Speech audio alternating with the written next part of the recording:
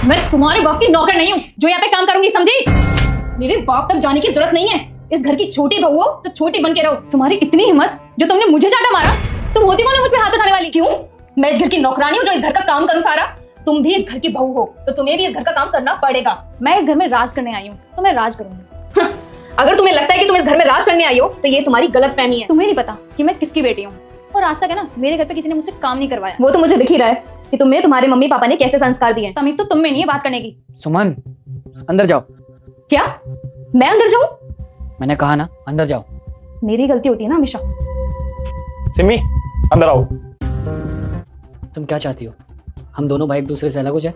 वैसे मैं ऐसा क्यों चाहूंगी, लेकिन तुम्हें पता है कि वो किस तरह से बात करी थी मुझसे? कब फेंक के मारा है उसने। अगर लग जाती तो? बिल्कुल भी तमीज नहीं है उसके अंदर। सुमन, मैं मानता हूँ उसकी गलती है, लेकिन तुमने क्या किया? उस पर हाथ उठा दिया। अरे वो तो बच्ची है, नादान है, लेकिन तुम्हें तो समझना चाहिए, तुम तो उससे बड़ी हो। रुस्तम, बात यही तो है, हम बड़ों को ही क्यों समझदार बनना पड़ता है? सुमन, तुम इस घर की बड़ी बहू हो, तुम्हारा फर्ज बनता है प्यार से चीजें सॉर्ट आउट करना, ना कि जैसे वो चिल्ला रही है वैसे तुम्हें भी चिल्लाना चाहिए। अरे सिंक में पड़े बर्तन ही तो धोने के लिए बोला है। अगर 4 बर्तन मैं धो सकती हूँ तो 2 बर्तन तो वो धो ही सकती है ना।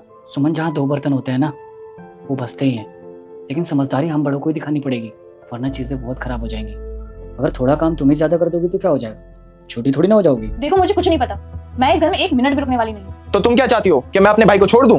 हाँ, मैं यही चाहती हूँ कि तुम अपने भाई को छोड़ दो और हम दोनों अलग रहें। लेकिन ये कभी नहीं हो सकता कि मैं अपने भाई को छोड़ दूं।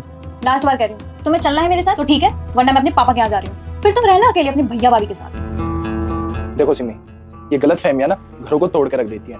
और हमारी शादी को कितना साल हुआ? 2 साल। भाभी 6 साल से इस घर को संभाल रही है, और इन 6 सालों में उन्होंने मुझे अपने बच्चे की तरह रखा है। या भाभी ने मेरी हर ख्वाहिश पूरी की है, और तुम चाहती हो कि मैं उन्हें छोड़ दूं? और देखो ना, तुम्हारी मम्मी भी तो तुम्हारे घर शादी करके आई थी ना, उन्होंने भी तो माँ के तौर तरीके अपनाए, माँ के हिसाब से एडजस्ट किया खुद को।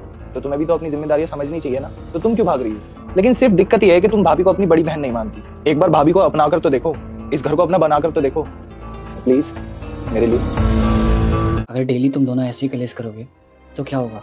परिवार टूट जाएगा, हम दोनों भाई अलग हो जाएंगे, जो मैं नहीं चाहता हूँ। और अगर तुम दोनों से इस घर में काम नहीं हो रहा है तो मुझे बताओ, मैं मेड लगवा देता हूँ। लेकिन मैं नहीं चाहता कि इस घर में कलेश हो। मैं चाहता हूँ कि सब मिलजुल के और प्यार से रहें। चाहो उससे माफी मांगो।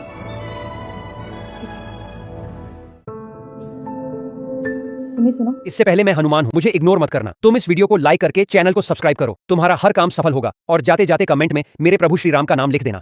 जी, मुझे तुमसे माफी मांगनी थी। मुझे तुम पर इस तरह से हाथ नहीं उठाना चाहिए। माफी तो मुझे मांगनी चाहिए थी। आई एम सॉरी, आगे से मैं ऐसा नहीं करूंगी। जहाँ 2 लोग होते हैं वहाँ अक्सर लड़ाइयाँ होती ही हैं। तो समझदारी इसी में है कि बात को समझकर मिलकर रहना चाहिए, नहीं तो घर बर्बाद हो जाता है।